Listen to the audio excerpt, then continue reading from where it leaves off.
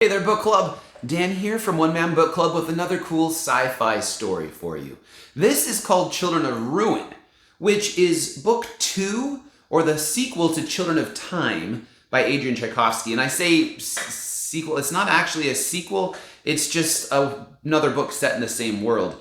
Let me tell you about it. So there's alien parasites, there's space fighting octopods, and astronaut spiders.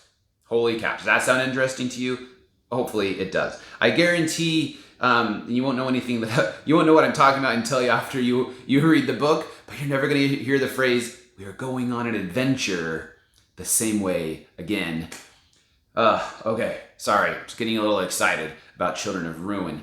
Now, Children of Time, that book 1 that I was telling you about, it won the Arthur C. Clarke Award for Best Sci-Fi Novel back in 2015. So the series is in pretty great company. So if you're a fan of sci-fi, you're going to want to check out this series. Children of Ruin, like I said, is a follow-up to Children of Time. Not necessarily a true sequel, just it builds really strongly off of book 1, so make sure you've read Children of Time first.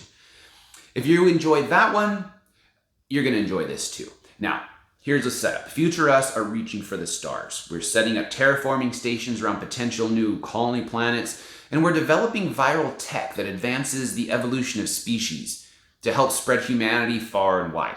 Basically, like, introduce this god virus to monkeys, wait a few hundred years, and voila, you have new humans. Now, obviously, that idea is controversial, and so back on Earth, there's war between science and religion. Everything gets destroyed, nuclear winter begins, and all that terraforming equipment and the teams that were running the terraforming equipment out in the universe, vast reaches of the universe, all abandoned. So these teams, these abandoned terraforming teams, they're cut off from humanity, no contact. Humanity's gone. They're just floating in space in these small teams. So what do they do now? Oh, I know. Let's experiment with the God virus. We don't have any monkeys, but what other highly intelligent Earth organisms could we give it to? Let's see, something that would survive on the mostly water planet we've been terraforming. Oh, I know. Why don't we give it to an octopus and see what happens? I mean, there's not anything weird about highly evolved octopods, right? Haha, there's your story. Fast forward a couple hundred years, and the ancestors of the human and spider friends from Children of Time are exploring space together, and they detect some radio waves coming from an unexpected location. It seems to be coming from a planet covered mostly by water, and there you go. There's our story. Now, like Children of Time, the science in Children of Ruin is super cool. Really, really science heavy, super heavy actually. It might be more than some of you are interested in. This isn't like fluffy Star Trek sci-fi. This is like Neil deGrasse Tyson by times Charles Darwin times Albert Einstein kind of stuff. Now, I loved the clever application of the relativity of time and space travel.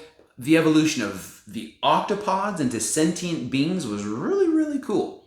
Now, my favorite part of the story, though, wasn't the evolved octopods or the spiders or even the humans. My favorite part was the unexpectedly, joyfully creepy space parasite that turns its victims into freaky space zombies. Yeah, it was cool. And mostly cool because I was so shocked and surprised. The science was cool. Those space zombies were creepy. The ending of this book was a little anticlimactic compared to Children of Time. I still enjoyed the story very, very much. There was only one instance in the whole 600 pages of strong language, no sexual content. There's a bit of violence tied to these creepy zombies I mentioned, but it's more like thrilling than gory. It still felt like a really long 600 pages. So if you're one who likes to move fast and not swim through details, you might get frustrated at the pace of this one. I'll say best for ambitious teens 16 and up. Happy reading, everyone.